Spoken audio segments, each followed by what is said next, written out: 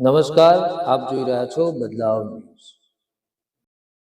મહેસાણા જિલ્લા શિક્ષણ તંત્રની રાજ્યમાં સૌપ્રથમ નવતર પહેલ કરવામાં આવી। જિલ્લા શિક્ષણ સમિતિની શાળાઓના ધોરણ 5ના 23,000 જેટલા વિદ્યાર્થીઓએ કસોટી આપી।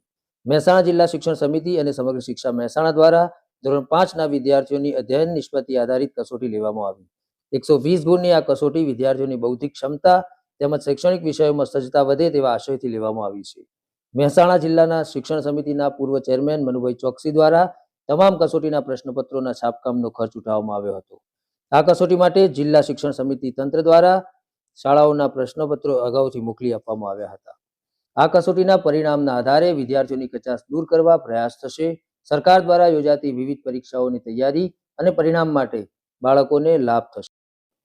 આ ઉપરાંત એકમ કસોટી અને સત્રાંત કસોટીના પરિણામોમાં ગુણાત્મક સુધાર માટે મદદરૂપ થશે।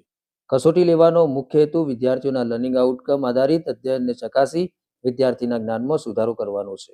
સમગ્ર કસોટી તટસ્થ રીતે યોજાય તે માટે જિલ્લા પ્રાથમિક શિક્ષણ અધિકારી ડોક્ટર શરદભાઈ ત્રિવેદીએ સમગ્ર ટીમને માર્ગદર્શન આપ્યું હતું।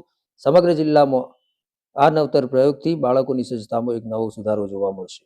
સમગ્ર મહેસાણા ટીમ દ્વારા વિદ્યાર્થીઓના હિતમાં ઉત્કૃષ્ટ કામગીરી કરવામાં આવી।